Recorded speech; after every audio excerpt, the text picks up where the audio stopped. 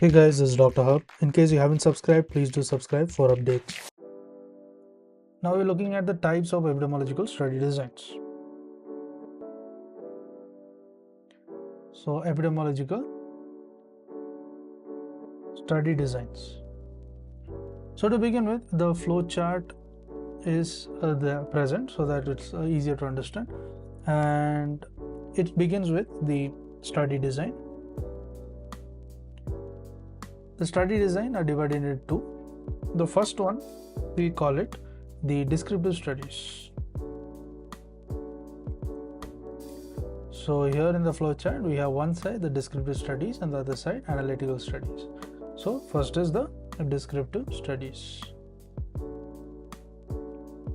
So in case of descriptive studies, is designed to describe the occurrence of a disease by the time, place and person. So TPP. And then comes the what are the points under the descriptive studies. Under descriptive studies, there's a prevalence surveys, there's case series, there's surveillance data. So there's surveillance data, as well as a descriptive analysis of the routinely collected data. So there's descriptive analysis of the routinely collected data. So routinely collected data. So what do you mean by routinely collected data? It can be the registries, the mortality and the data.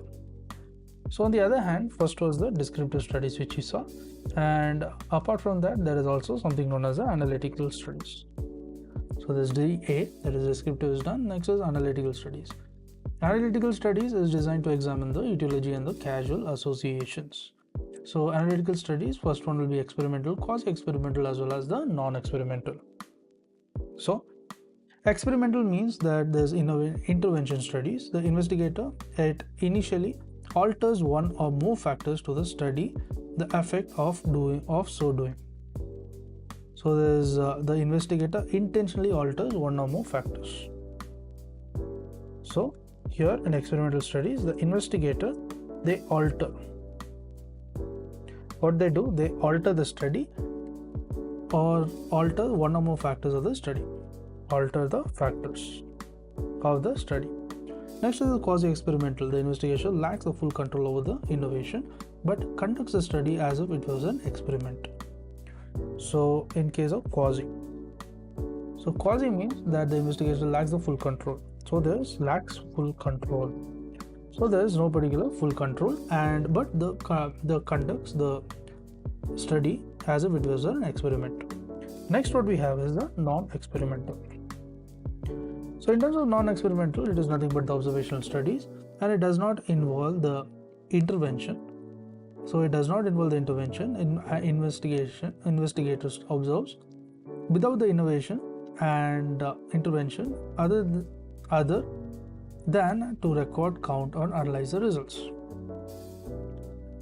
So in case of non-experimental, there is no intervention of investigator.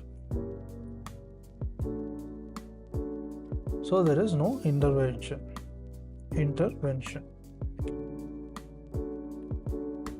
So now moving ahead, we saw about the experimental studies. Now let's break down the experimental studies. So before that, in case of non-experimental, what do we have? So in case of non-experimental, the other headings include the cohort. So C for the cohort. Next,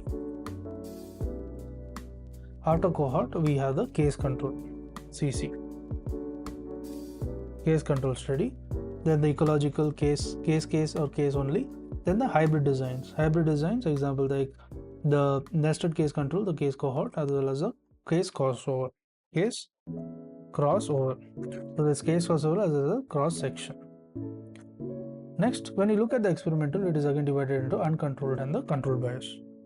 So when you look at experimental, there is uncontrolled as well as a controlled bias. Uncontrolled means the experimental trials without control or comparison groups. So there is experimental groups. So there is nothing but the experimental trials. The presence of experimental trials, and there is without the control or the comparison groups. So there is no control. So the experimental trials without control or comparison. So there is no control or the comparison. So this is of the uncontrolled. When you look at the controlled, there is trials with control groups. There's trials with control groups, that is the phase 3 clinical trials. Next is the control trials can be clinically trials. So on the other hand, we have the control trials.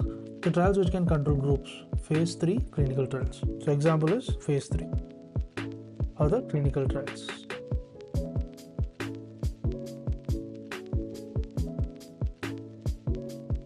So phase 3 of the clinical trials, and the control trials can be the clinical trials of a randomization, the unit of randomization, or in an individual, or community field trials.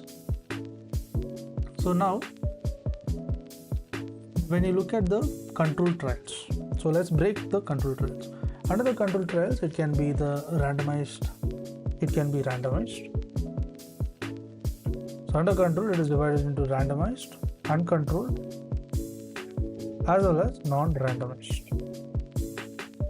So randomized, uncontrolled, and non-randomized. In case of randomized, it intervenes the allocated randomly. There are interventions allocated randomly. So the interventions are allocated. So interventions are allocated randomly, and all participants or clusters have same chance of being allocated to each of the study groups. So the interventions are allocated randomly, and all participants or clusters have the same chance of being allocated to each of the study groups. So they have the same chance. Next is we move on to the uncontrolled. So what do you mean by uncontrolled trials? In uncontrolled trials, the allocation is done using a scheme. So allocation is done using schemes such as according to the date of birth or the number of the hospital record. So example is the date of birth. So you do it as per the date of birth or the number of hospital record or the date at which they are invited to participate. So all these are considered in case of the uncontrolled trials. Whereas in case of the randomized, it was allocated randomly. That is, interventions allocated randomly. All participants or clusters have the same chance of being allocated each groups. Next is non-randomized. So what do you mean by non-randomized? So non-randomized means that the allocation is to different groups done arbitrarily. That is without any underlying random process. So it is done arbitrarily. So there is no any underlying random process. To learn and grow daily like this, please do subscribe.